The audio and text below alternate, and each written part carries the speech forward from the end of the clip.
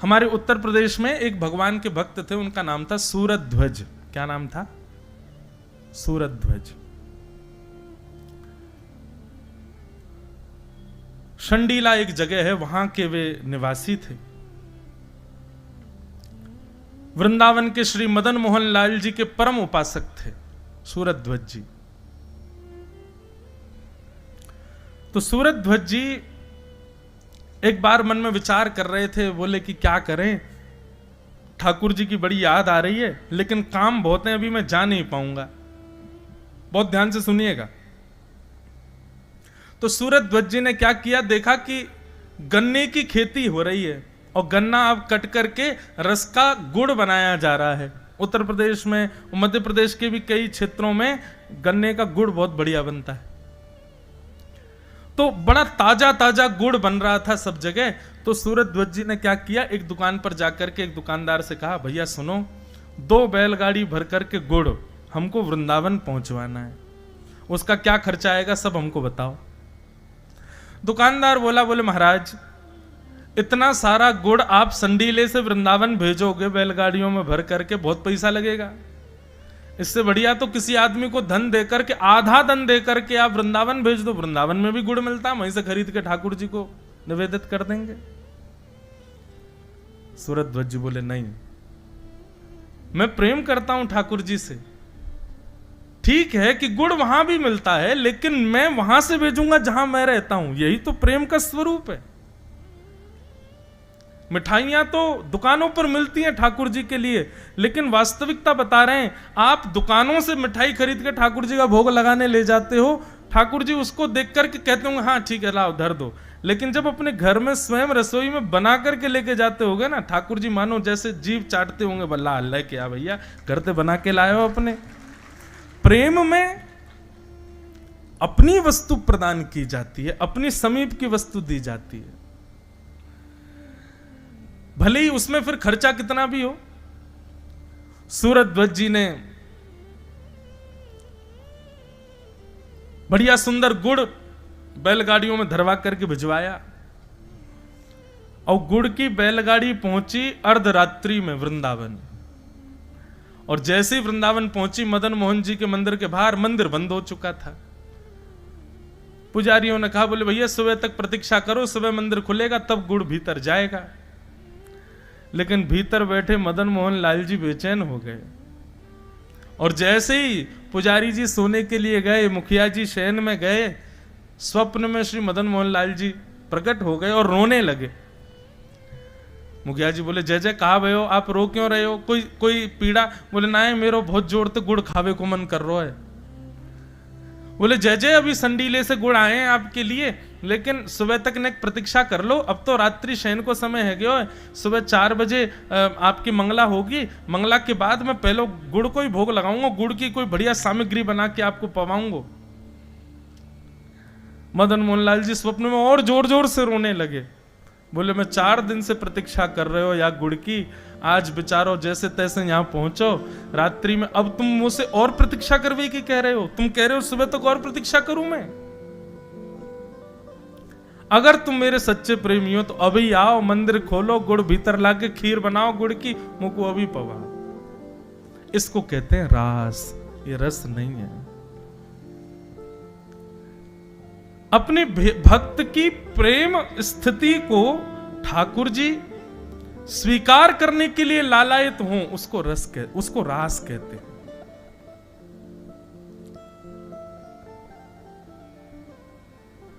रस और रास।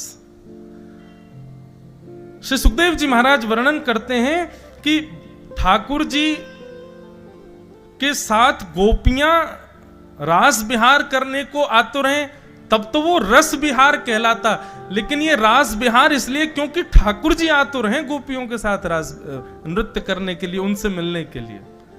गोपियां आतुर होती तो रस विहार कहलाता, लेकिन ठाकुर जी आतुर हैं इसलिए रास विहार। रस और रास में ये अंतर है।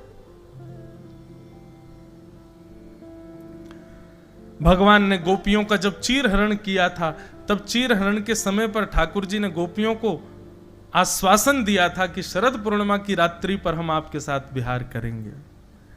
आज शरद पूर्णिमा की रात्रि हुई, सब गोपियां अपने अपने कार्यों में रत हैं, अपने अपने कार्यों में व्यस्त हैं। तभी शरद पूर्णिमा के चंद्रमा का उदय होने लगा, सायंकाल का समय। ज्यों ज्यों चंद्र उग रहे हैं त्यों त्यों गोपियों का हृदय मचल रहा है कि आज शरद पूर्णिमा है, आज के दिन का ही न्योता दिया है श्री कृष्ण ने मिलने के लिए। बंधुओं, पहले मैं कुछ बातें क्लियर कर दूं। ये गोपियां साधारण नहीं है, श्रुति रूपा, स्मृति रूपा, वेद जन्या गोपियां हैं। ये कोई सामान्य स्त्रियां नहीं है। ये ठाकुर जी की प्रतीक्षा वर्षों से कर रही हैं, युगों से कर रही हैं। ये त्रेता युग के दंडकारण्य वन के संत हैं जो अपनी तपस्या के प्रभाव से ब्रज की गोपी बन करके आए हैं। इनको आप सामान्य स्त्री मत समझिएगा। रास लीला को कहीं भी कामजन्य लीला मत समझिएगा, बहुत बड़ा अपराध लगेगा नहीं तो। और ये अपराध प्रकट ना हो उसके लिए बहुत ध्यान पूर्वक और निष्काम भाव से इस संपूर्ण व्यवस्था को सुनिएगा। ठाकुर जी के साथ रास विहार करने वाली जितनी भी गोपियां हैं, उन गोपियों की आयु 6 वर्ष से लेकर के 120 वर्ष तक है। मतलब ठाकुर जी के रास विहार में 6 वर्ष की भी गोपी है और बिना दांत वाली अम्मा भी गोपी है। और ठाकुर जी जितने प्रेम से 6 वर्ष की गोपी के संग नृत्य कर रहे हैं, उतने ही प्रेम से एक बूढ़ी माता जी के साथ भी नृत्य कर रहे हैं। सब गोपियां प्रेम आतुर हुई हैं। तो ये सामान्य नहीं है। सब गोपियां अपने अपने घरों में बैठी हैं। तभी शरद पूर्णिमा का चंद्रमा उदित हुआ। ठाकुर जी वन में गए और कदम्ब वृक्ष के नीचे बैठ करके जैसे ही अपनी वंशी को अपने अधरों पर रख करके प्राण पिरोए, बाजने लगी वंशी वृंदावन में। और वंशी का नाद जैसे ही ब्रज की गोपियों के कर्ण रंध्र में पड़ा, दौड़ने लगी, भागने लगी गोपियां श्री कृष्ण से मिलने के लिए। बंधुओं, वंशी तो सबको सुनाई दे रही है, लेकिन उस वंशी में आमंत्रण केवल उनको सुनाई दे रहा है जो कृष्ण प्रेम में उन्मुक्त है।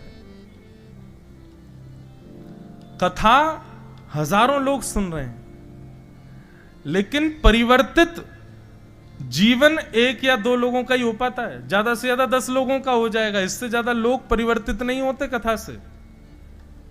सुनने के लिए आएंगे हजारों लोग, लेकिन जिनका जीवन बिल्कुल परिवर्तित हो जाए ऐसे बहुत कम लोग ही होंगे। उनके लिए यही विचार करो कि ये गोपी ही थे जिनको कथा रूपी वेणु का नाद श्रवण हो रहा था, सुनाई दे रहा था। कृष्ण प्रेम में उन्मुक्त जितनी गोपियां थीं, उनको वो स्वर नहीं लग रहा था, उनको ठाकुर जी का आमंत्रण लग रहा था। दौड़ने लगी तुरंत मिलने के लिए। ऐसा नहीं कि गोपियां व्यवस्थाएं करके दौड़ी हैं, जैसी व्यवस्था अवस्था में थी वैसे ही गई हैं कृष्ण के पास। सब दौड़ने लगे। कोई गोपी स्नान कर रही थी, स्नान करने के बाद वस्त्र धारण कर रही थी, तभी वेणु की ध्वनि सुनाई दी तो वस्त्र भी ढंग से पहन नहीं पाई, अस्त व्यस्त वस्त्र में दौड़ी है। कोई गोपी अपने केश काट रही थी, आधे केश की तो बेणी गूंथ ली थी, आधे केश बचे थे। जैसे ही गूंथने लगी तुरंत वेणु का नाद सुनाई दिया तो आधे केश की चोटी बनी है, आधे खुले, दौड़ी कृष्ण से मिलने के लिए। अंज लोचने, कोई अपने आंख में काजल लगा रही है, एक आंख में काजल लगाए दूसरी में लगाना चाहती है, लेकिन तभी वेणु की ध्वनि सुनाई दी, तुरंत दौड़ी कृष्ण से मिलने के लिए, एक ही आंख में काजल लगा है। कोई गोपी अपना श्रृंगार कर रही थी, तभी वेणु की ध्वनि सुनाई दी तो आंखों वाली वस्तु होठों में लगा ली, होठों वाली आंखों में लगा ली, दौड़ी कृष्ण से मिलने के लिए। कहने का अभिप्राय क्या है? ये गोपियां इस बात को जानती हैं कि श्रृंगार प्रधान नहीं है कृष्ण की प्राप्ति में। ये गोपियां इस बात को जानती हैं कि कृष्ण कभी रूप नहीं देखते कि हम दिख कैसे रही हैं, हमारी अवस्था कैसी है, हमारा स्वरूप कैसा है।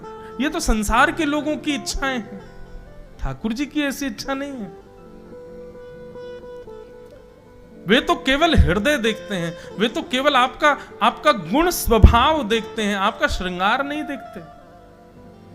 क्योंकि ये गोपियां जानती हैं कि श्रृंगार देखते तो पूतना बहुत सुंदर बन के आई थी, उस पर सब मोहित हो गए थे, लेकिन कृष्ण ने तो देखा भी नहीं उसको। तो कोई भी गोपी इतना भी विचार नहीं कर रही कि मैं व्यवस्था तो कर लूं, जैसी है वैसी जा रही है।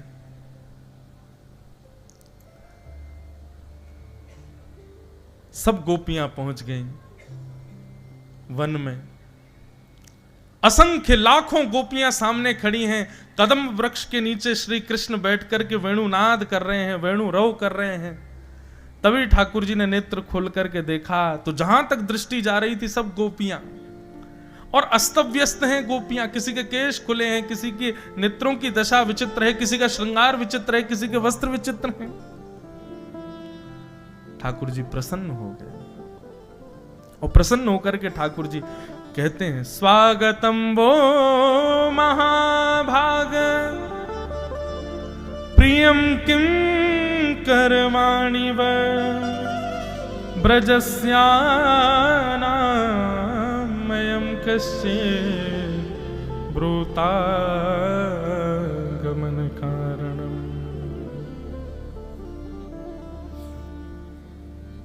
सब गोपियां खड़ी हैं और ठाकुर जी कह रहे हैं, स्वागतम स्वागतम स्वागतम, आइए आइए आइए, आप सबका स्वागत है। वृतागमन कारणम, आप सबके आने का कारण जान सकता हूं मैं? एक तो किसी को निमंत्रण पत्र देना, निमंत्रण पत्र के बाद फिर उसको कॉल करके बुला लेना, और बेचारा व्यक्ति आपके दो दो निमंत्रणों पर आ जाए तो उससे यह पूछना कि तुम कैसे आए, कितना कष्टदायी हो गया ये। और वो भी कोई सामान्य व्यक्ति नहीं, जिसके लिए आप मर मिटने को तैयार हो, वो ऐसा करे तो कितना कष्ट होगा।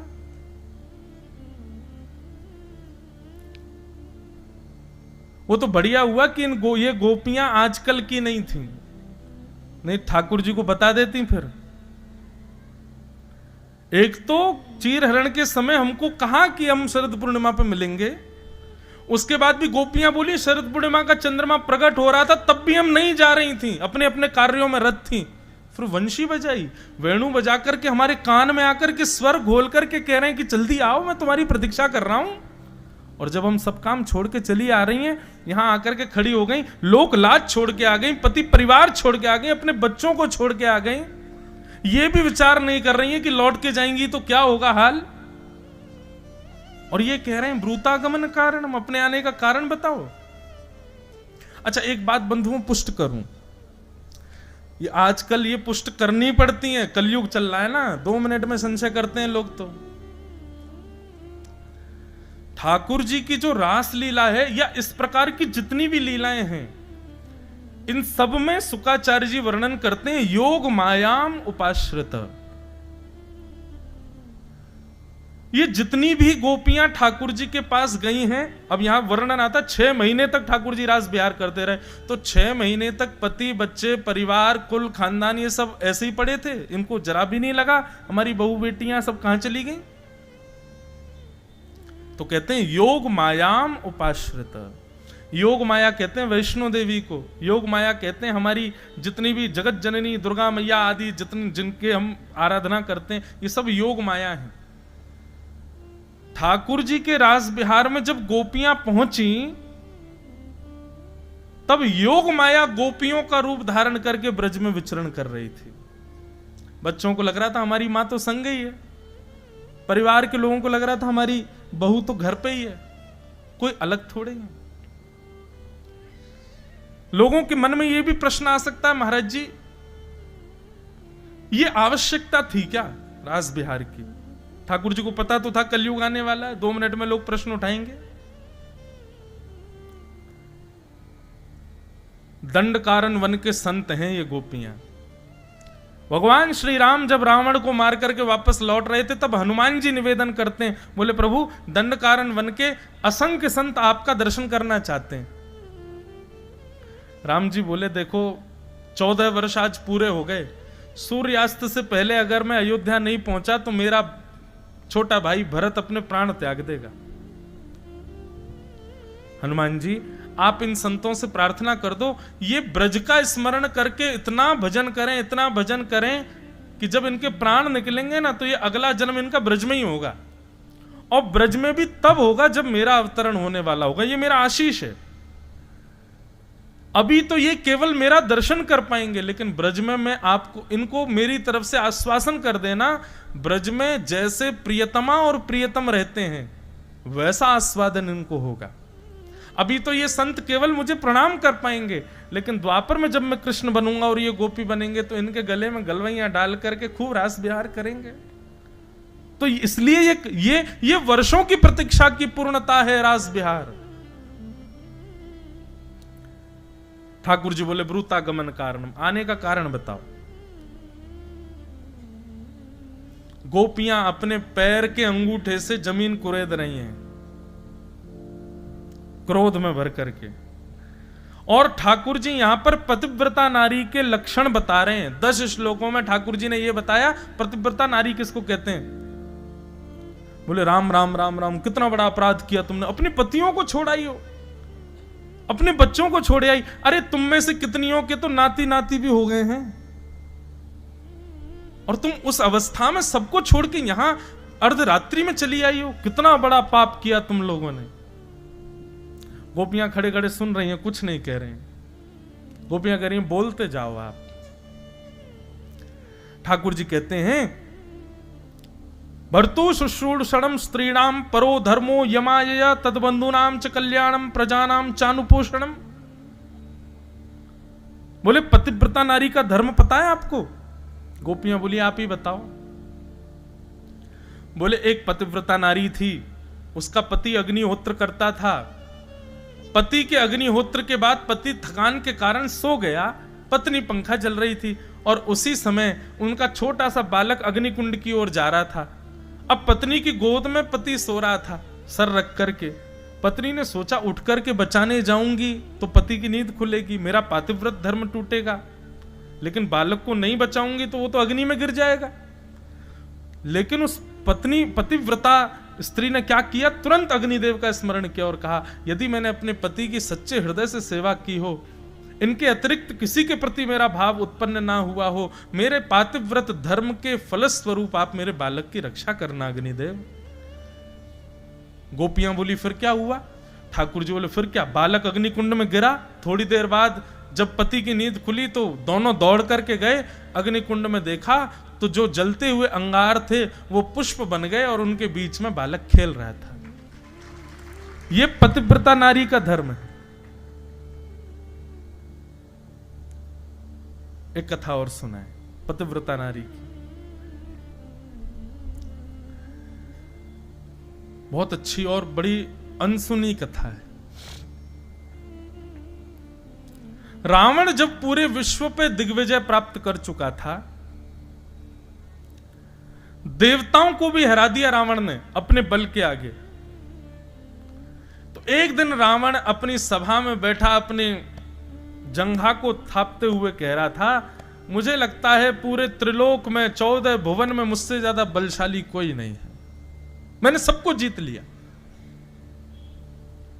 तब उनके सभा में एक व्यक्ति बुजुर्ग सा आया और आकर के कहा, महाराज आप निश्चित ही बलशाली हैं, पर हम आपसे प्रार्थना करना चाहेंगे कभी अवध नरेश महाराज रघु के यहां मत जाइएगा।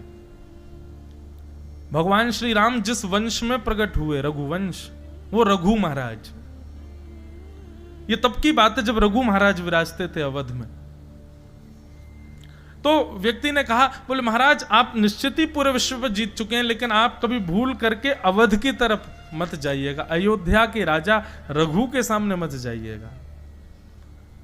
रावण बोला, आपने मुझे ललकारा है, मुझे चेता दिया है, अब तो मैं जाऊंगा। बोले महाराज मैं फिर हाथ जोड़ के प्रार्थना करूंगा, मत जाइएगा, वे बहुत बलशाली हैं। अरे मैंने सबको हरा दिया, इंद्र आदि कुबेर आदि सब हारे पड़े मुझसे, ये रघु क्या चीज? बोले कि इसके लिए हम आपसे बस प्रार्थना करेंगे, आप एक बार विद्यार्थी बनके उनको देखने जाओ, बस फिर आपको लगे कि हाँ मैं युद्ध कर सकता हूं तो करना। तो रावण विद्यार्थी बनकर के रघु महाराज के पास गया तो रघु महाराज संध्या कर रहे थे सरजू जी के तट पर बैठ करके। संध्या में निधान होता है बंधुओं, हाथ में जल लेकर के ऐसे अघमर्षण का जल हाथ उठा करके पीछे की ओर डाला जाता है। कहते हैं कि वो जल यदि वृक्ष पर भी गिर जाए तो पूरा वृक्ष सूख जाएगा, इतना बलशाली होता है अघमर्षण का जल। तो महाराज रघु जब अघमर्षण का जल सिद्ध कर रहे थे, उसी समय उनके चिंतन में आया कि दक्षिण भारत के किसी ब्राह्मण के यहां एक गौ माता बंधी हुई है और उस गौ माता पर एक शेर आक्रमण कर रहा है और वो ब्राह्मण त्राही माम करके रक्षमाम रक्षमाम करके चिल्ला रहा है, कोई रक्षा करो, कोई रक्षा करो। तभी रघु महाराज ने उसका चिंतन किया और चिंतन करके उस अघमर्षण के जल को शेर का चिंतन करके अपनी भुजा के पीछे अयोध्या में फेंका और दक्षिण में उस ब्राह्मण के यहां गौशाला में उस शेर का वध हो गया। ये थे महाराज रघु। रावण ने जब ये दृश्य देखा, रावण दौड़ करके गया, बोले महाराज आपने अभी अभी कुछ किया है, ये अघमर्षण का जल आपने जो पीछे फेंका, निश्चित ही मुझे जो विस्फोट की आवाज आई थी उससे ऐसा लगता है कि आपने किसी का वध किया है। तब महाराज रघु ने पूरी बात बताई, ऐसे ऐसे एक जगह हो रहा था, उसको मार दिया। रावण बोला ये तो मैंने पहली बार देखा भगवान, ऐसा योग बल कि आप यहां बैठे बैठे किसी को ही मार देते हो। रावण बोला सही कह रहे थे वो, इनसे युद्ध नहीं, इनसे तो नीचे बैठे बैठे इनसे सीख लें पहले। तो रावण उनसे विद्या सीखने लगा। एक दिन रावण पीछे पड़ गया कि महाराज मेरी लंका चलो, आप मेरे गुरु हैं, एक बार लंका में पैर पधरा दो। रघु महाराज ने एक कुशा उठाई और सरजू जी के किनारे कुछ बनाने लगे और बनाते बनाते रावण से बोले सुनो, ये तुम्हारा घर है, ये तुम्हारा भवन है, यहाँ मंदोदरी रहती है, यहाँ कुंभकर्ण सोता है, यहाँ पर विभीषण रहते हैं, यहाँ पर तुम्हारे पुत्र अक्षय कुमार रहते हैं, आदि आदि सबके बारे में वहीं बैठे बैठे उन्होंने बता दिया। बोले महाराज आपको कैसे पता, आप कभी लंका गए? बोले नहीं गए नहीं है, बस हमको दिख रहा है। और सुनो इस वाले द्वार पे लंकिनी नाम की राक्षसी बैठी रहती है, सब वहीं दिखा दिया। रावण बोला जय हो भगवान, आप दिव्य हैं प्रभु, मेरी लंका चलो, मेरी लंका में चरण पद। बहुत जिद की तो गलती से रघु महाराज का हाथ उस नक्शे के एक कोने में पड़ गया। रघु महाराज बोले राम राम राम, जे क्या हो गया? रावण बोला क्या हुआ? बोले अरे हमारा हाथ पड़ गया इसके ऊपर। तो बोले इससे क्या हुआ? बोले इतनी तुम्हारी लंका का हिस्सा समुद्र में डूब गया अब, क्योंकि मेरा हाथ गलती से पड़ गया। रावण दौड़ करके लंका गया तो वास्तव में उतना टुकड़ा डूब रहा था समुद्र में। रावण बोला कि भाई ये रघु तो साधारण नहीं है, युद्ध करना तो दूर की बात है, ये तो कहीं पे भी कुछ भी कर सकते हैं, मुझे भी मार सकते हैं। तब रावण ने पूछा कि रघु महाराज की बल का कारण क्या है। तब एक संत ने आकर के बताया, बोले रघु महाराज स्वयं भी वेदज्ञ हैं, स्वयं भी गुरुनिष्ठ हैं, पर उनसे भी ज्यादा उनकी पत्नी, वो गुरुजनों को प्रणाम करती हैं, वो सेवा करती हैं, यज्ञ करती हैं, सब करती हैं और पतिव्रता धर्म का पालन करती हैं। इनकी पत्नी के पतिव्रत धर्म का बल रघु महाराज को मिला हुआ है। रघु महाराज को मारने का केवल एक तरीका है, इनकी पत्नी का पतिव्रत धर्म जब टूटेगा तभी आप इनके ऊपर आक्रमण कर सकते। रावण बोला हम राक्षस हैं, इतना तो हम पे आता है, हम रघु का रूप धारण करके जाएंगे और इनकी पत्नी का पतिव्रत धर्म तोड़ देंगे। रघु महाराज किसी कार्य से बाहर गए थे, रावण रघु का रूप धारण करके अयोध्या आ गया और जैसे ही भवन में प्रवेश किया, रघु महाराज की पत्नी के सामने जाकर के पैर पर पैर रख करके रावण जैसे ही बैठा, उसके नेत्र और उसकी चाल ढाल से पत्नी समझ गई थी कि ये रघु नहीं है, ये रूप धारण करके आए। तुरंत सैनिकों को आज्ञा की बंदी बना लो इसको। रावण कहने लगा अरे मैं रघु महाराज हूं, मुझे बंदी क्यों बना रही हो? बोले रघु होते तो रघु महाराज जब भी अपने भवन में आते हैं, अयोध्या की माटी को प्रणाम करके आते हैं, माथे पर रज लगी होती और तुम्हारे चलने बोलने ढलने, इससे सब पता चल रहा है कि तुम रघु नहीं हो। बंदी बना लिया। अब रघु महाराज जब लौट करके आए, जब उनको पता चला कि उनके शिष्य रावण ने ऐसा किया, तुरंत रावण को सामने बांध दिया, बोले लाओ मेरे बाण और तरकश, इसका वध करता हूं मैं। जैसे ही उन्होंने बाण लेकर के रावण का वध करना चाहा, तभी ब्रह्मा जी प्रकट हो गए। बोले भगवान, आप ठाकुर जी की लीला को क्यों खत्म कर रहे हो? भगवान, आपकी भक्ति और आपकी गृहिणी की भक्ति से ठाकुर जी इतने प्रसन्न हैं कि उन्होंने वचन दिया है कि त्रेता में मेरा जो अवतार होगा, मैं रघु महाराज के वंश में ही आऊंगा। और रघु महाराज जी से कह दीजिए कि रावण को ना मारें। जिस बाण को इन्होंने धनुष पर ताना है, इस बाण को ब्रह्मा जी रख लें अपने पास। जब रावण का वध होगा तब इसी बाण से मैं रावण को मारूंगा। फिर आगे लंबी कथा है। राम जी जब रावण को मारने के लिए गए, खूब बाण मारे, नहीं मरा। तब विभीषण जी ने बताया, बोले महाराज ऐसे ऐसे बात है, रघु महाराज जिसको मारने वाले थे वो बाण ब्रह्मा जी को रघु महाराज ने दे दिया था। फिर रावण ने तपस्या की और तपस्या करके ब्रह्मा जी को प्रकट किया। ब्रह्मा जी प्रसन्न होकर के बोले वर मांगो, क्या चाहिए? बोले रघु महाराज ने जो बाण आपको दिया है वो मुझको दे दो, उसमें मेरे प्राण हैं। ब्रह्मा जी बोले यार ये तो तुमने फंसा दिया हमको। और ब्रह्मा जी को ना चाहते हुए वो बाण रावण को देना पड़ा।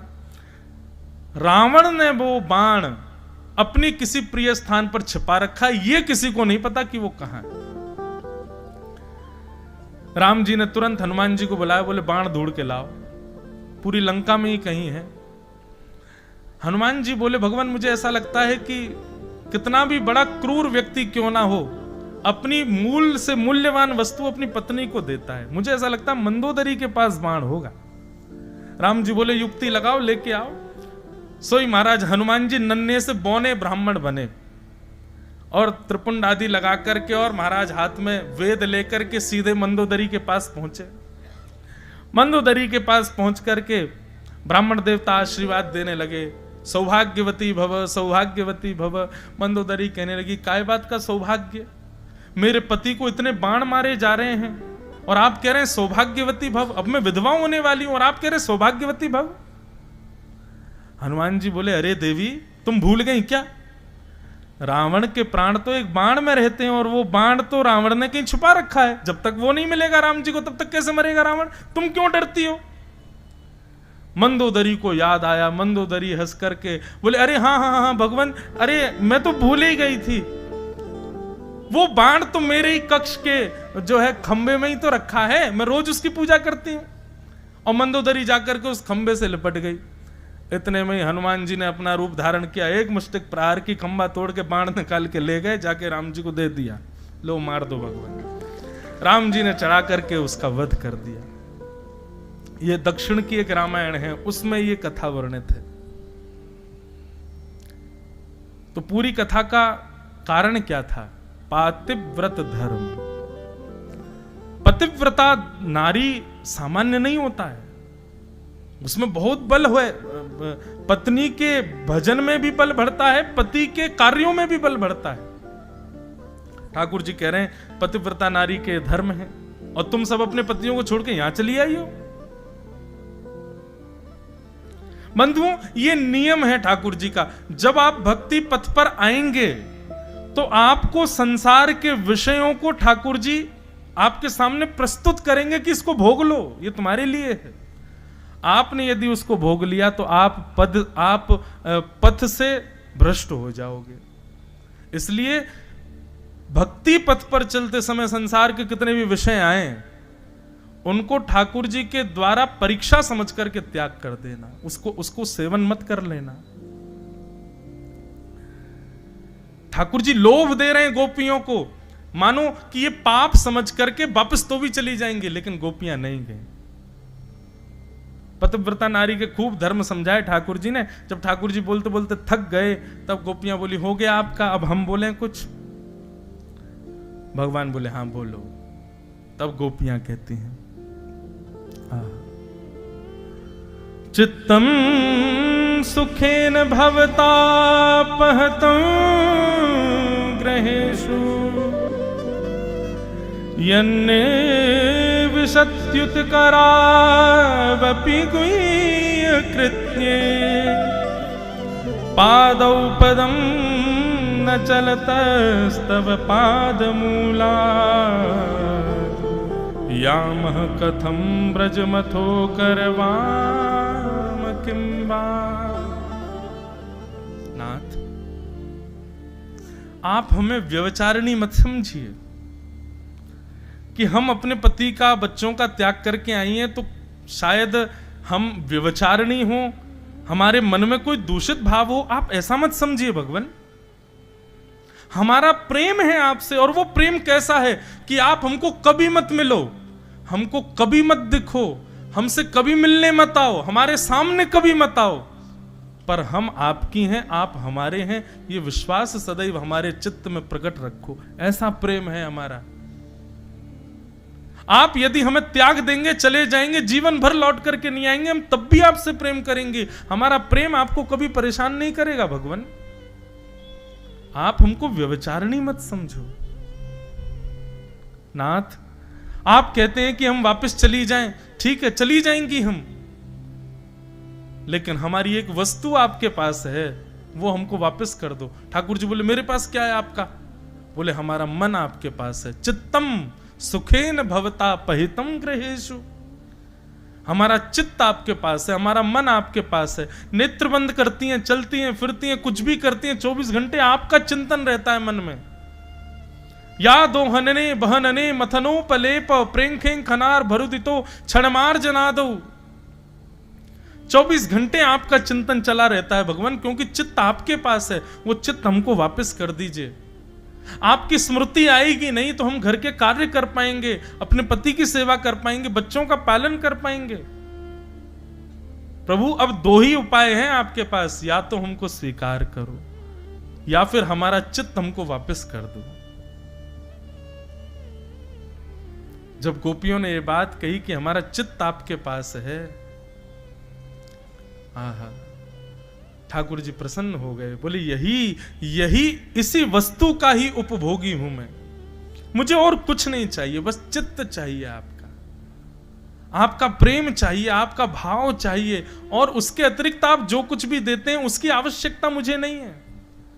और जब गोपियों ने इस बात को प्रमाणित कर दिया कि हमने अपना चित्त आपको दिया है, ठाकुर जी बोले, अब मैं आपको स्वीकार करूंगा। एक कथा यहां पर गोपियों ने भी पतिव्रता नारी की सुनाई। क्या कथा? गोपियां बोली, ठाकुर जी आपने पतिव्रता नारी की एक कथा सुनाई, हम भी एक कथा सुनाएं। भगवान बोले, सुनाओ। बोले, एक पतिव्रता नारी थी, उसके पति के ब्याह के बाद कहीं विदेश में नौकरी लगी, वो विदेश चला गया। पत्नी बोली, तुम्हारे बिना मैं कैसे रहूं? तो पत्नी को अपने जैसी एक आकृति, एक मूर्ति देके चला गया। बोले, जब तक मैं ना आऊं, इस मूर्ति को ही मेरा रूप मानो और इसी के साथ रहो। 5 वर्ष बाद, 5 वर्ष तक वो कन्या उस मूर्ति को ही पति मान के रहती है।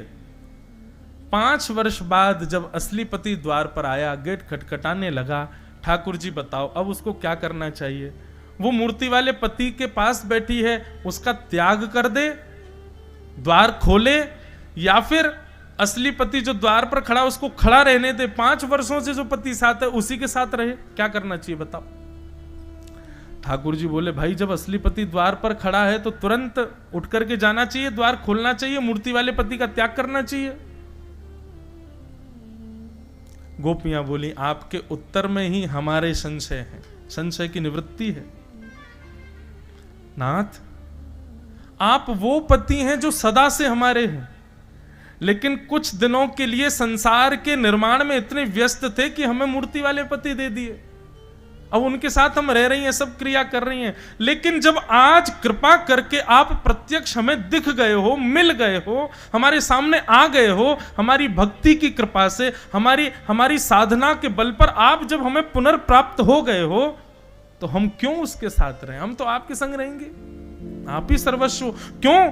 क्योंकि आपके मिलन के बाद वो पति नहीं है, वह भी एक पत्नी है, और उसके पति भी आप हो, आप जगतपति हो।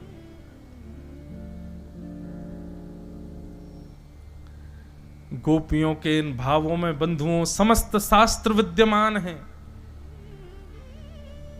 जगत नियंता, जगदाधार, त्रिलोकीनाथ, जिनके आगे वेद भी थर-थर कांपते हैं, वो भी मौन होकर के गोपियों की बात सुन रहे हैं। गोपियों के इस भाव में जब ठाकुर जी ने झांक करके देखा तो निष्कामता का जब दर्शन हुआ, तब ठाकुर जी ने अपने आप को सहज कर दिया। ये कामजन्य नहीं है गोपियों का प्रेम। भगवान गोपियों के साथ रास करने लगे। रास का मतलब क्या है?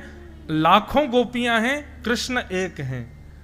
किसी गोपी के पास जाते हैं, उस गोपी से पूछते तुमने कुछ खाया? नहीं खाया। ठाकुर जी उसको कुछ पवाने लगते हैं। तुमने कुछ पिया? नहीं पिया। ठाकुर जी अपने हाथ से जल पिलाते हैं। कोई गोपी कहती लाला मुंह पे चलो ना जा रो, ठाकुर जी उसके चरण दबाते हैं। कोई गोपी कहती मुझको तो बड़ी गर्मी लग रही, ठाकुर जी उसके पंखा जलते हैं। मतलब रास का मतलब क्या हुआ कि परब्रह्म परमात्मा अपने वैष्णव भक्तों के लिए सहज हो गए। वो क्रिया करने लगे जो हम कभी सोच भी नहीं सकते कि परमात्मा करेगा।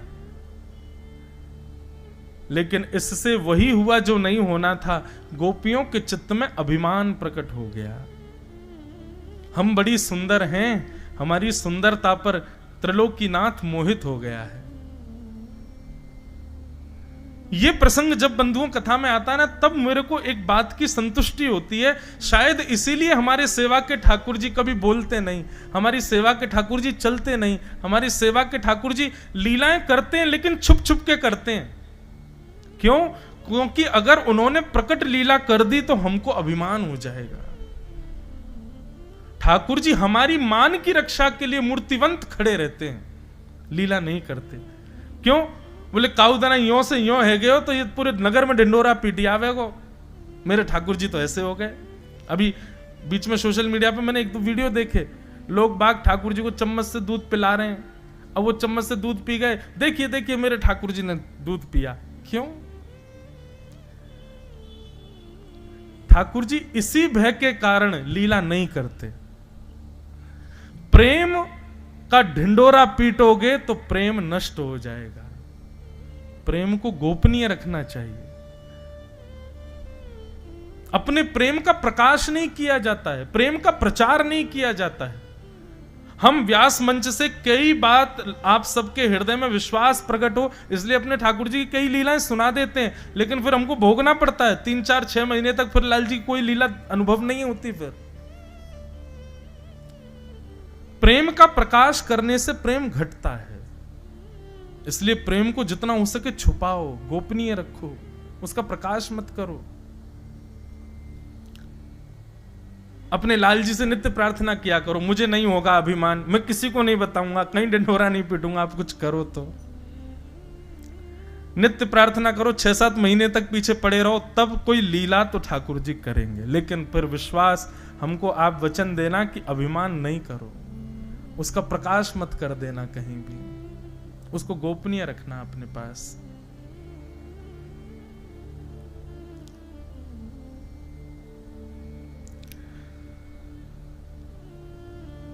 हमारे मान की रक्षा के लिए ठाकुर जी मूर्तिवंत रहते हैं, स्थूल बन के रहते हैं कि कहीं हमको अभिमान ना हो जाए।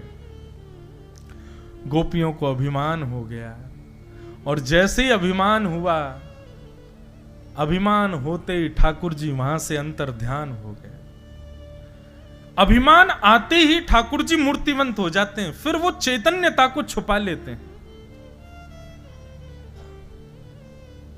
और जिस दिन आप मान रहित होकर सेवा करोगे ना, हमारी बात का विश्वास मान लीजिएगा, आप ठाकुर जी की सेवा करेंगे, स्पर्श करते ही आपको ऐसा अनुभव होगा जैसे किसी मानव की त्वचा का स्पर्श करते हैं।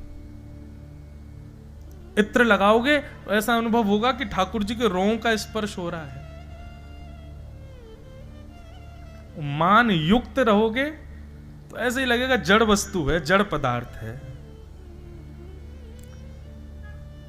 अपनी मान का भी पैरामीटर ऐसे ही चेक कर लो। रोज ठाकुर जी को सेवा करते समय अंग का स्पर्श करो, यदि अभी भी स्थूलता का अनुभव हो रहा है तो समझो तुम में अभी भी मान बचा है।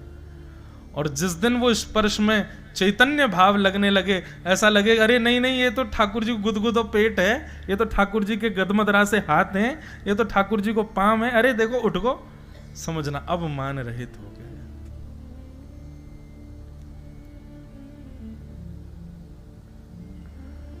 ठाकुर जी अंतर ध्यान हो गए। अच्छा एक बात और, खूब प्रयास कर रहे हैं, फिर भी ठाकुर जी का स्थूलता का ही अनुभव हो रहा है, इसका मतलब मान है, तो क्या करें?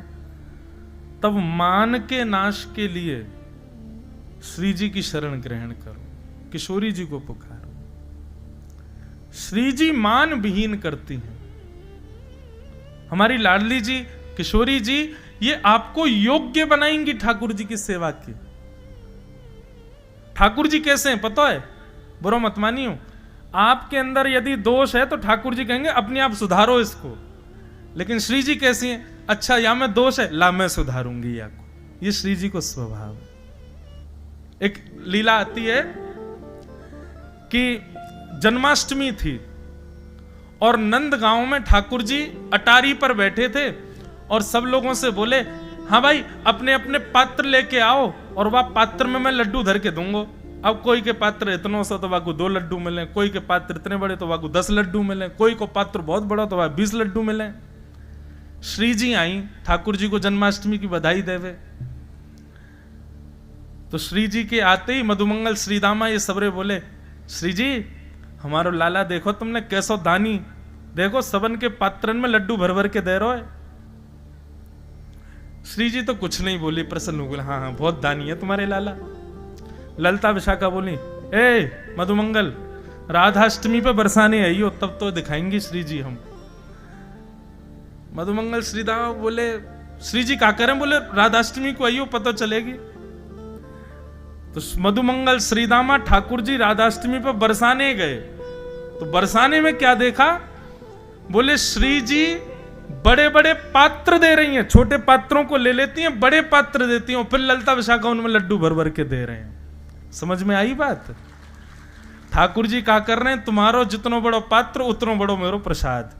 लेकिन श्री जी कह रही है छोटे पात्र यहां धरो, बड़े पात्र लो और जितनो बड़ो पात्र मैंने दियो उतने बड़े पात्र में प्रसाद स्वीकार।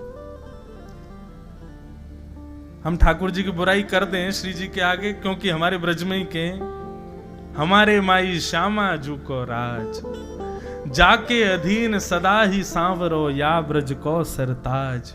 हमारे माई श्यामा जू को राज।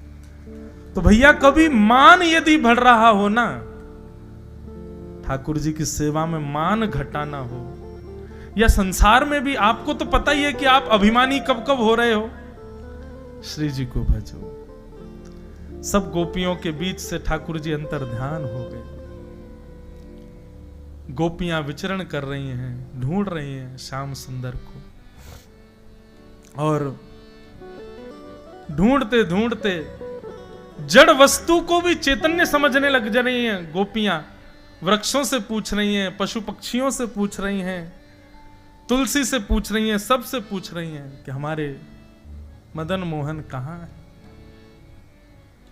तब विचरण करती करती सब गोपियां नहीं मिले ठाकुर जी, यमुना के तट पर आकर के रुदन करने लगी। तभी वहां किशोरी जी को बैठा देखा। किशोरी जी के चरणों में प्रणाम करते हुए सब गोपियों ने वंदन किया। हे सुन राधिका दुलारी, तेरे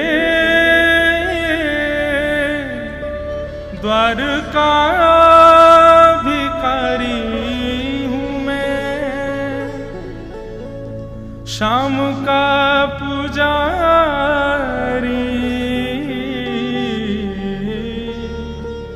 पीड़ा है हमारी हमें शाम ना मिला, हमें शाम ना मिला, हमें शाम ना मिला। बंधुओं, मुझे पता है ये पद बहुत प्रिय है सब लोगों को, पर इस पद को सुनिए नहीं, नेत्र बंद करो, श्री जी को याद करो, श्री जी से प्रार्थना करो, जो शब्द हैं वो कहो श्री जी से, तब इस पद को गाने की सार्थकता है। सब हमारी लाडली जी को याद करो और प्रार्थना करो। इतने दिन है गए कथा सुनते भये, कहते भये, सेवा करते भये, देख लो ना श्री जी लाल जी कृपा नहीं कर रहे हैं। आप कुछ अनुग्रह करो। इस भाव से गाओ। हे सुन राधिका दुलारी, सुन राधिका दुलारी, तेरे द्वार का भिखारी, तेरे तेरे श्याम का पुजारी, एक पीड़ा है हमारी, हमें श्याम ना मिला, हमें श्याम ना मिला, हमें श्याम ना मिला, हमें श्याम ना मिला। बोलो वृषभानु दुलारी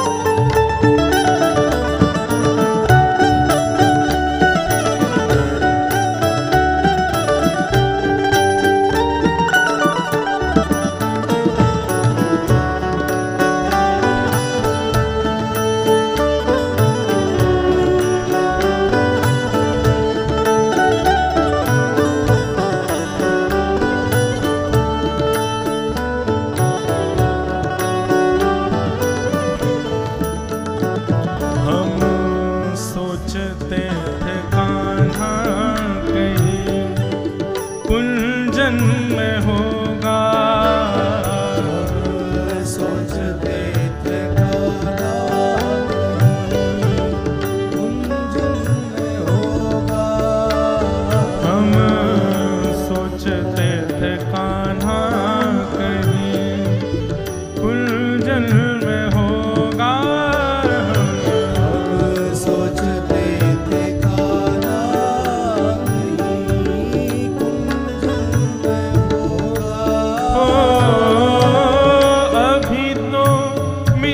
का हमने सुख नहीं होगा,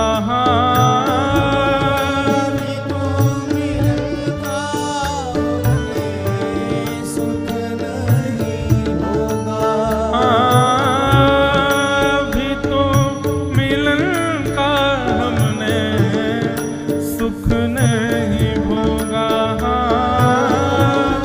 अभी तो मिलन का हमने सुख नहीं होगा, कभी निकट बुलाए, कभी निकट बुलाए, कभी दूरियां बढ़ाए, कभी दूरियां बढ़ाए, छलिया हाथ नहीं आए, छलिया हाथ नहीं आए, श्याम ना मिला, हमें श्याम ना मिला, हमें श्याम ना मिला, हमें श्याम ना। सब लोग गाओ। हे सुन राधिका दुलारी, सुन राधिका दुलारी, तेरे द्वार का भिखारी, तेरे द्वार का भिखारी, मुँह में श्याम का पुजारी, एक पीड़ा है हमारी, श्याम ना मिला, हमें श्याम ना मिला, श्याम ना मिला, हमें श्याम ना मिला। अपना यहाँ जिसे कहे सब कोई,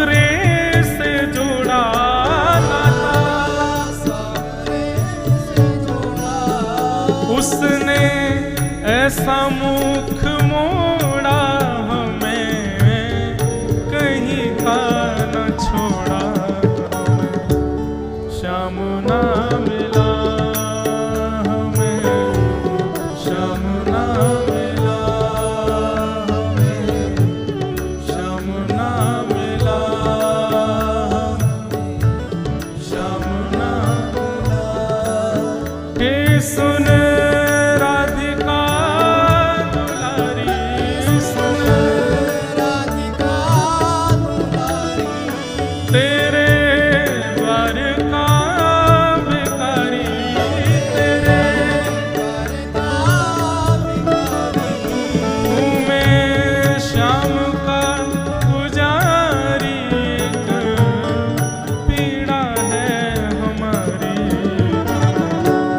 श्याम ना मिला हमें, श्याम ना मिला हमें, श्याम ना मिला हमें, श्याम ना। बोलो वृषभानु दुलारी,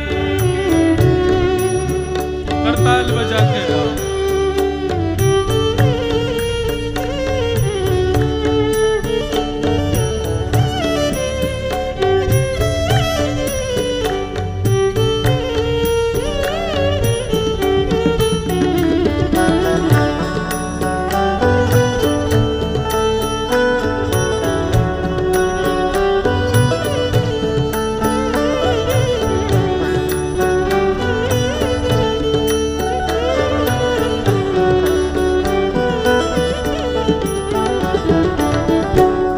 देता है कन्हाई जिसे प्रेम की दिशा, देता है कन्हाई जिसे प्रेम की दिशा, देता है कन्हाई जिसे प्रेम की दिशा, देता है कन्हाई जिसे प्रेम की दिशा। हो सब विधि उसकी लेता है परीक्षा, सब विधि उसकी लेता है परीक्षा, सब विधि उसकी लेता है परीक्षा, सब विधि उसकी लेता है परीक्षा। कभी निकट बुलाए,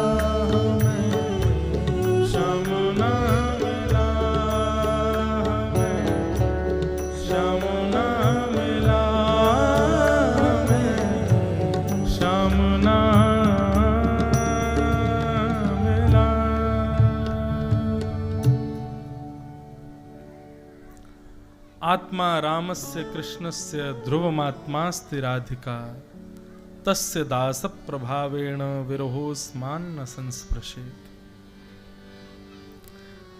श्री जी की शरणागति करने से अपने दुर्भाव को नष्ट करके हम भगवत प्राप्ति कर सकते हैं। सीधे भी ठाकुर जी मिलेंगे लेकिन प्रयासरत हमको होना पड़ेगा। लेकिन जब श्री जी की कृपा में, उनकी छत्र छाया में जब पहुंच जाते हैं तो श्री जी मातृवत होकर के, आचार्यवत होकर के हमको योग्य बनाते हैं ठाकुर जी के। गोपियां सब वंदन करने लगी, प्रार्थना करने लगी किशोरी जी से। तब मुझे ऐसा लगता है बंधुओं कि ये गोपी गीत जो गोपियों ने गाया है, ये किशोरी जी की कृपा से ही गोपियों के हृदय में प्रकट हुआ है। मान रहित गोपियों के हृदय में ये भाव श्री जी के अनुग्रह से ही प्रकट हुआ है। गोपियों ने गोपी गीत गाया। हम 2-3 श्लोक गोपी गीत के गा लें, उसके बाद फिर ठाकुर जी प्रकट होंगे, महारास होगा। जयति तेधिकं जन्मना ब्रजः श्रयत इंदिरा सस्वदत्रे दयितदृश्यता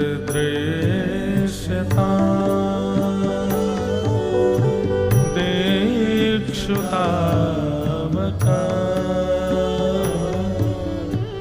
त्वयि धृता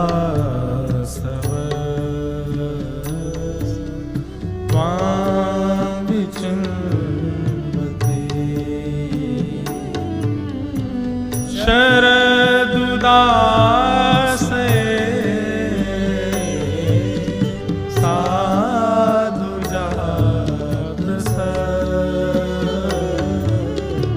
सरसे जो दर श्रीनुषा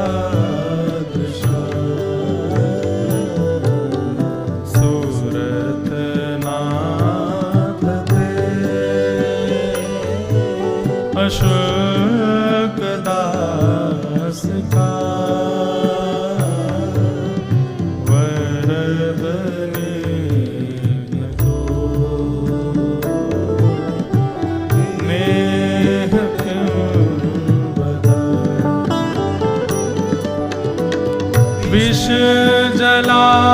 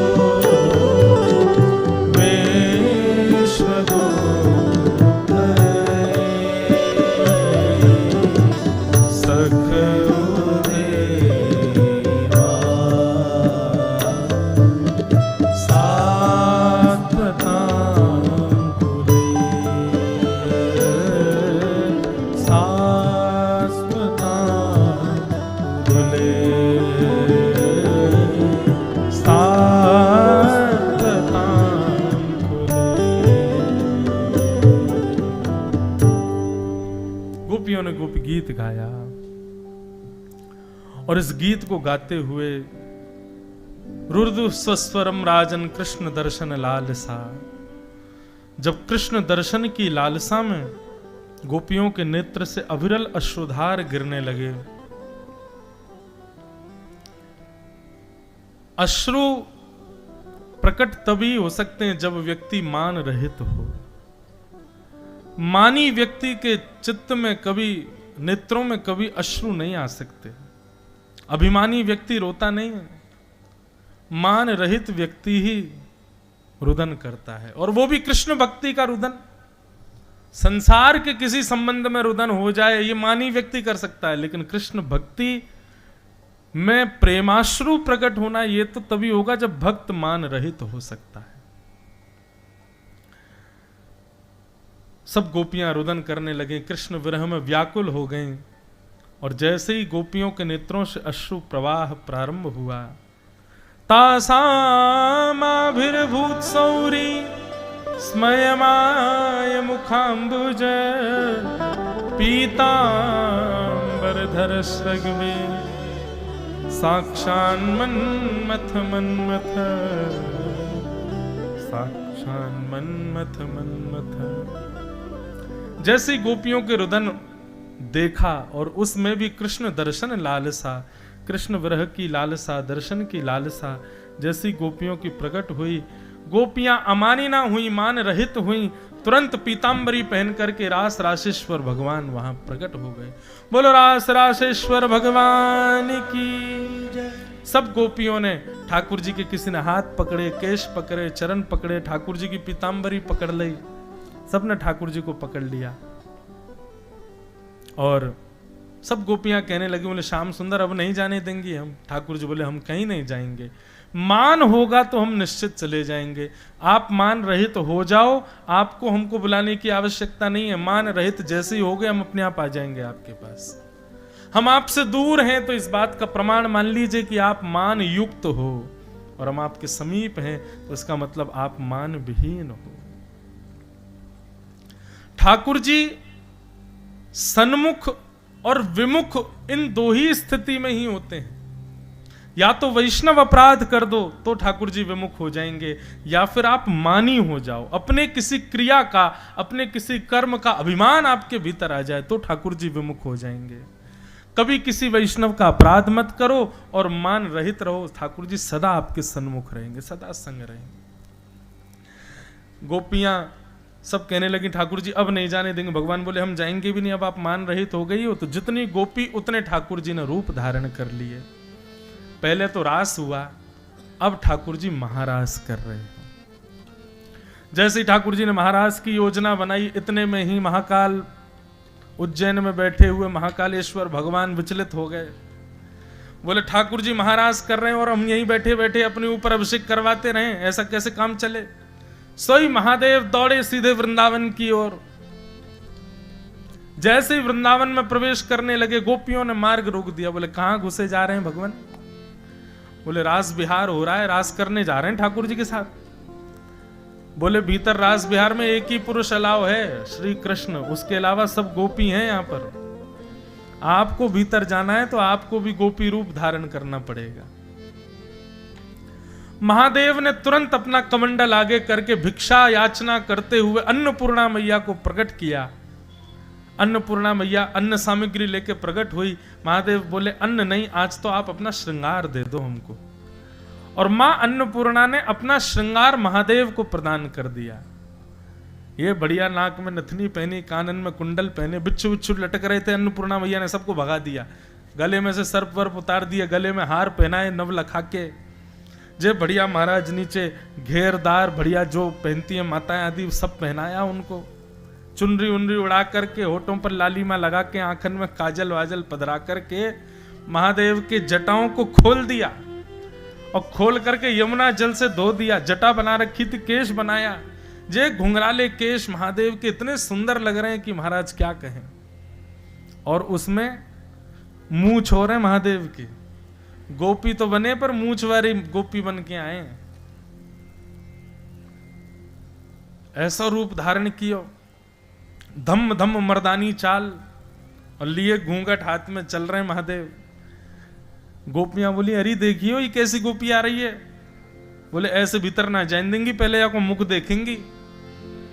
महादेव घूंघट करके खड़े हैं। गोपियां बोली एक गोपी ने एक अपनो मुख तो दिखाए थे। महादेव बोले नहीं, हम जिनके लिए तैयार हुए हैं उन्हीं को ही दिखाएंगे। गोपी बोली अरे हमें पता है तू बहुत मलूक है, नहीं दिखाए तो दे, अगर सुंदर होगी तो ही भीतर जान देंगी, ने को कोई कमी लगी तो यहीं रोक देंगी। महादेव बोले वैसे तो बात यह है कि अगर हमने घूंघट ऊपर कर लिया ना तो तुम सब मूर्छित हो जाओगी, रोकने वाला बचेगा ही नहीं। हमारा रूप ऐसा है कि उसको वही देख सकता है जो भीतर नृत्य कर रहा है, आप नहीं देख पाओगी। गोपियां बोली नहीं, मुख तो दिखाना पड़ेगा। जैसे ही महादेव ने नेक घूंघट ऊपर किया, महाराज ये सुंदर महादेव के घुंघराले केश, कटाक्ष नेत्र, तीसरो नेत्र फड़फड़ा रहा है महाराज। जैसे ही श्याम सुंदर आए तुरंत नेत्र खोल के दर्शन कर लें। मूछन में इत्र लगो है, होठन में लालिमा लगी है, ये बढ़िया सुंदर सुंदर कड़ूला पहने, नीचे पाजे करधनी डाले महादेव गोपी बन के खड़े। ऐसा रूप कभी किसी ने ना सोचा था ना देखा था। गोपियां वहीं मूर्छित हो गई। महादेव बोले हम पहले ही मना कर रहे थे, रोकने लायक बचोगी नहीं, लेकिन मानी नहीं। महादेव जैसे ही आए, भीतर नृत्य कर रहे श्याम सुंदर ने महादेव को देखा, दौड़ करके गए, लेकर के आए और महादेव के साथ नृत्य करने लगे। जहां स्वयं नारायण श्री कृष्ण रूप में महादेव गोपेश्वर रूप में नृत्य कर रहे, तो भला कोई शांत कैसे बैठता। सूर्य ने भी आज नृत्य करना प्रारंभ किया। महाराज शरद पूर्णिमा रात्रि थी, लेकिन सूर्य भी प्रकट हो गया, वो भी नृत्य कर रहे हैं, चंद्रमा भी नृत्य कर रहे हैं, तारे भी नृत्य कर रहे हैं, गंधर्व भी नृत्य कर रहे हैं, आकाश भी नृत्य कर रहे हैं, पृथ्वी भी नृत्य कर रही है, 14 भुवन नृत्य कर रहे हैं, नदियां भी रूप धारण करके आई, सब नृत्य कर रहे हैं। क्यों? आज वृंदावन में महारास हो रहा है। राधा नचे कृष्ण नचे, नचे गोपी जन, राधा नचे कृष्ण नचे, राधा नचे कृष्ण नचे, नचे गोपी जन, राधा नचे कृष्ण नचे, नचे गोपी जन। क्यों? मन मेरा बन गया सखीरी पावन वृंदावन,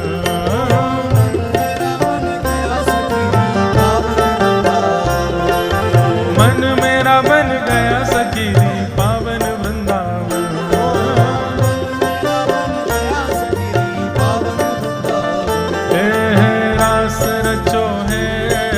रास रचो है आज यमुना के नारे, महारास रचो है, रास रचो है, रास रचो है आज यमुना के नारे, महारास रचो है, ओ रास रचो है, रास रचो है आज यमुना के नारे, महारास रचो है, रास रचो है, रास रचो है आज यमुना के नारे, महारास रचो है, ओ रास रचो है, रास रचो है आज यमुना के नारे, महारास रचो है, रास रचो है, रास रचो है आज यमुना के नारे, महारास रचो है। सूरज भी नाचे, चंद्र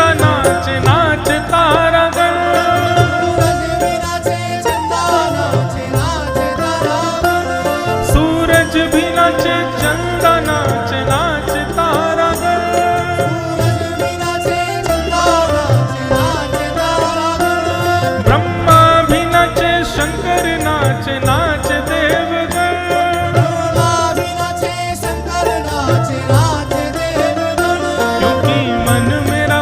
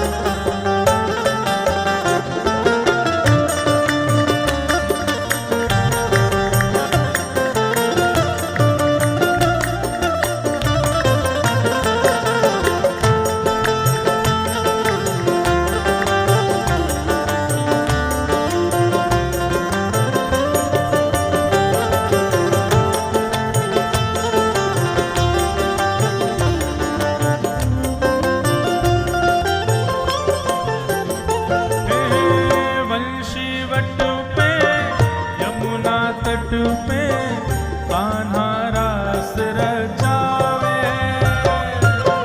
बंशी वट पे यमुना तट पे कान्हा रास रचावे। गोपी बन के शंकर आए, गोपेश्वर कहलाए। गोपी बन के शंकर आए, गोपेश्वर कहलाए। डम डम डमरू बाजे कान्हा की मुरली पे, डम डम डमरू बाजे कान्हा की मुरली पे, डम डम डमरू बाजे कान्हा की मुरली पे, डम डम डमरू बाजे कान्हा की मुरली। ओ जग सारा नाचे रे, श्याम संग राधा नाचे रे। श्याम संग राधा नाचे, ओ श्याम संग राधा नाचे, ओ श्याम संग राधा नाचे, ओ श्याम संग राधा नाचे ओ श्याम संग राधा नाचे। ओ राधा नचे कृष्ण नचे, नचे गोपीजन। राधा नचे कृष्ण नचे, नचे गोपीजन। ओ राधा नचे कृष्ण नचे, नाचे गोपीजन। राधा नचे कृष्ण नचे, नचे गोपीजन। दुखी मन मेरा बन गया सखीरी, पावन वृंदावन मेरा बन गया सखीरी पावन वृंदावन। मन मेरा बन गया सखीरी, पावन वृंदावन। मेरा बन गया सखीरी पावन वृंदावन। ओ रास रचो है, रास रचो है, अज यमुना किनारे महारास रचो है। रास रचो है, रास रचो है, नारे महारास रचो है। ओ रास रचो है, रास रचो है, अज यमुना किनारे महारास रचो है। रास रचो है, रास रचो है, बोल राधा रमण लाल की।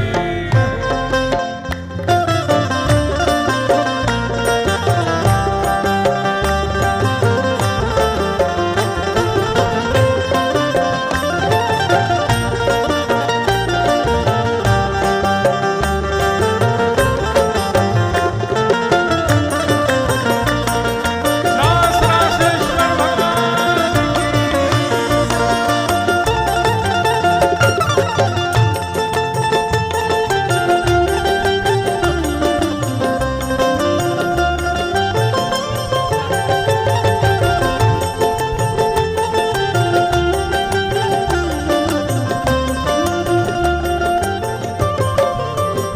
ओ चंद्र किरण सा श्याम सलोना, दो आंखें गजरारी।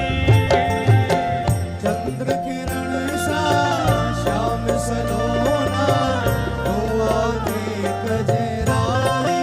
ओ ठुमक ठुमक नाचे गोपियन के संग, जग का पालनहारी।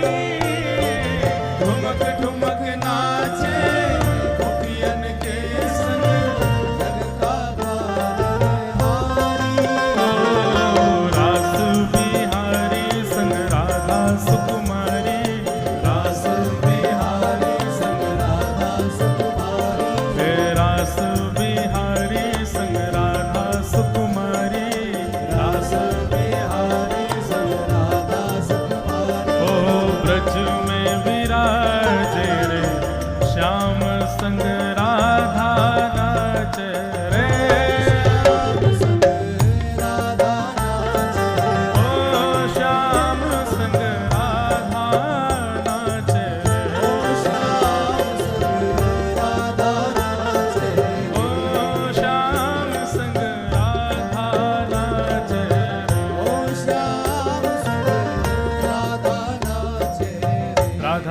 कृष्ण नाचे नाचे गोपी जन, राधा नाचे कृष्ण नाचे, ओ राधा नाचे कृष्ण नाचे नाचे गोपी जन, राधा नाचे कृष्ण नाचे नाचे गोपी जन। क्योंकि मन मेरा बन गया सखी रे पावन वृंदावन। मेरा मन गया सखी रे पावन वृंदावन। हे ब्रह्मा भी नाचे शंकर नाचे नाचे देवगण, ब्रह्मा भी नाचे शंकर नाचे नाचे देवगण। ब्रह्मा भी नाचे शंकर नाचे नाचे देवगण। ब्रह्मा भी नाचे शंकर नाचे नाचे देवगण। हे सूरज भी नाचे चंदा नाचे नाचे तारागण, सूरज भी नाचे चंदा नाचे नाचे तारागण। क्योंकि मन मेरा बन गया सखी रे पावन वृंदावन। मन मेरा बन गया सखी रे हे रास रचो है, रास रचो है, अज यमुना किनारे महारास रचो है, रास रचो है।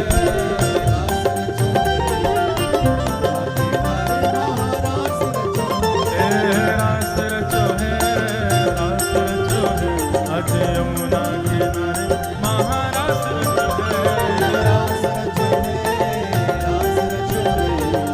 सब लोग आवाज से जय राधे राधे, जय राधे राधे, वृषभानु दुलारी, भगतन की प्यारी, श्री रास बिहारिणी, रास बिहारिणी, कृष्ण